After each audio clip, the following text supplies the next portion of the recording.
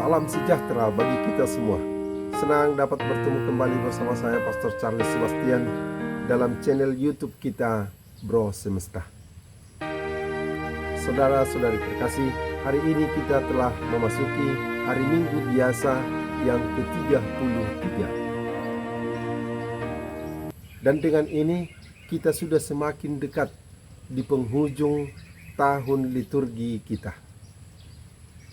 Dan karena itu juga renungan kita pada hari ini adalah renungan yang relevan dengan akhir tahun liturgi, yakni akhir zaman.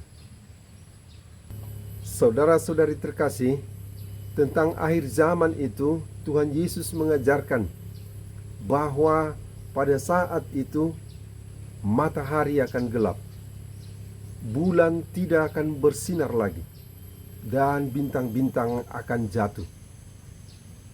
Pada suasana seperti itulah Putra Manusia akan datang dengan segala kekuasaan dan kemuliaannya. Bersama dengan para malaikat, Dia akan mengumpulkan orang-orang dari ujung bumi hingga ujung langit, mereka yang dipilihnya. Dan tentang situasi akhir zaman itu, Tuhan mengatakan bahwa kita bisa belajar dari berbagai gejala di alam atau di dunia ini. Gejala-gejala alam yang saling mengandaikan dan mengikuti apa yang terjadi bisa kita pahami untuk selalu bersiap-siap dan berjaga-jaga. Dan tentang kapan akhir zaman itu, Tuhan mengatakan bahwa waktunya sungguh sudah dekat. Bahkan sudah di ambang pintu. Dan Dia juga mengingatkan bahwa angkatan ini tidak akan berlalu sebelum semuanya itu terjadi. Namun, segera sesudah itu, Tuhan juga menegaskan bahwa hari dan saat akhir zaman itu tidak seorang pun tahu. Tidak juga malaikat-malaikat, tidak juga anak manusia. Hanya Bapa yang mengetahuinya. Saudara-saudari terkasih, Tuhan memang sudah mengatakan bahwa saat akhir zaman itu sudah dekat, bahkan sudah di ambang pintu. Dan Dia sudah berbicara tentang hal itu kira-kira 2000 tahun yang lalu. Namun kenyataannya hingga zaman kita ini hal itu belum terlaksana. Ini bukan sesuatu yang salah atau yang harus kita sesalkan. Bahkan kita berterima kasih kepada Tuhan.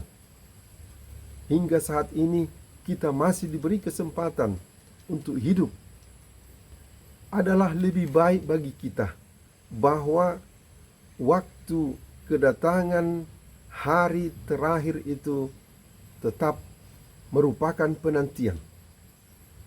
Karena bila ditentukan suatu waktu dan bila sudah dekat, orang akan mulai berbalik. Dan bila masih jauh, ada kemungkinan orang masih berleha-leha. Karena toh waktunya masih lama. Namun dengan mengatakan bahwa waktunya sudah dekat, kita harus tetap berjaga-jaga. Kita harus tetap siap sedia. Dan kita juga tidak perlu pusing-pusing memikirkan tentang kapan itu akan terjadi. Biarlah hanya Bapa di surga yang mengetahui hal itu. Beberapa orang berusaha secara logika manusiawi menjelaskan dan meramalkan bahwa hari kiamat itu akan terjadi pada saat ini atau saat itu.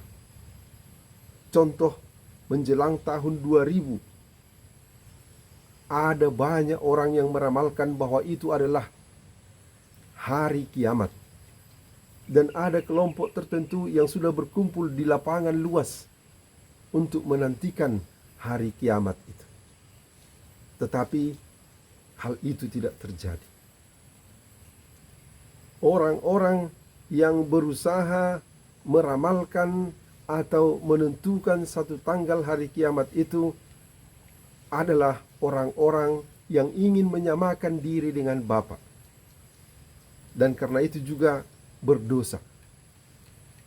Yesus sudah menegaskan hanya Bapa yang tahu kapan saat dan waktunya itu. Serahkanlah itu kepada Dia.